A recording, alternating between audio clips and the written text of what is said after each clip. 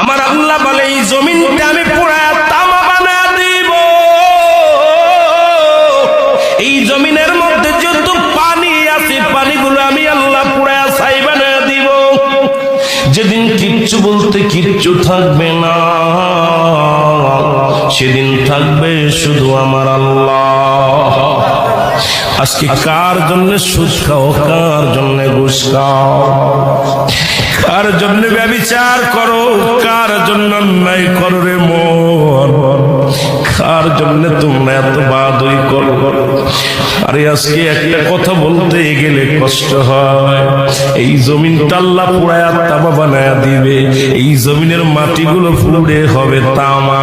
এই জমিনে যত পানি আছে পানিগুলো পুড়ে হবে ছাই।